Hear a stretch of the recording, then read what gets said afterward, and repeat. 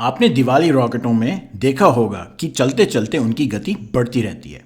ये क्यों होता है और रॉकेट की बढ़ती गति का क्या रूप होता है या फिर उसकी वेलोसिटी प्रोफाइल क्या है?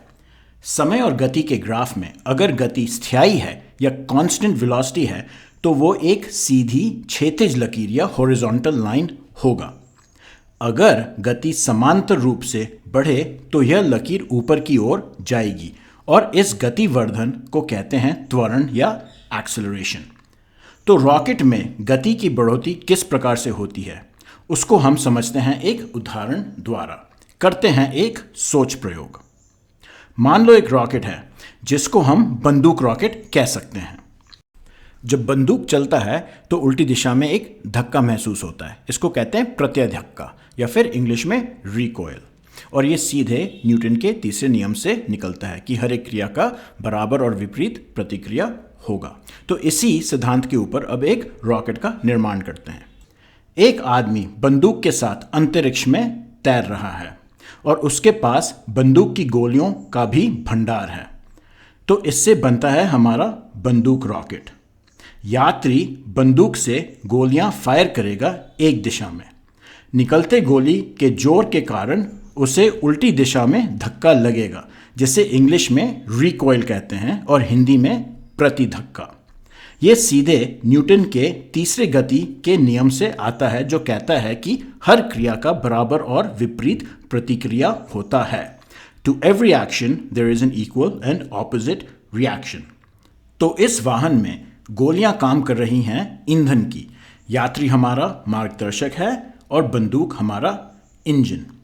अब क्योंकि हर एक गोली का जोर उतना ही है, उल्टा प्रतिधक्का का जोर भी रॉकेट को उतना ही लगेगा।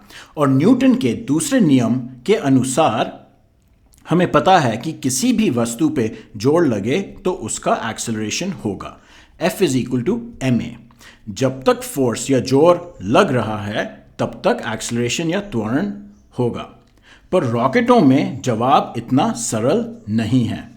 फिर से देखिए इस रॉकेट को। जैसे जैसे हम गोलियां चला रहे हैं वैसे वैसे हमारी गोलियां खत्म भी होती जा रही हैं, जिसका मतलब है रॉकेट का भार भी घटता जा रहा है। अब इसको फिर से न्यूटन के दूसरे नियम के संदर्भ में देखो। यहाँ फोर्स तो कायम है पर मास या भार कम होता जा रहा है। इसका मतलब है एक्सेलरेशन की भी बढ़ोतरी होगी या फिर गति वर्धन का भी वर्धन होगा। गति और समय के ग्राफ में यह कुछ ऐसे दिखेगा। इसरो लॉन्चेस में इसे ध्यान से देखना कि आखिर चरणों में गति छलांगे मार के बढ़ती है, घातक रूप से या फिर एक्सपोनेंशियली। तो रॉकेट के गति बढ़ोतरी डबल इम्पैक्ट से होता है। एक तरफ उस पर निरंतर जोर या प्रणोट के कारण और दूसरी तरफ रॉकेट के घटते भार की वजह से त्वरण का या फिर एक्सेलरेशन का भी वर्धन होता है या फिर जिसको हम इंक्रीजिंग एक्सेलरेशन कहते हैं।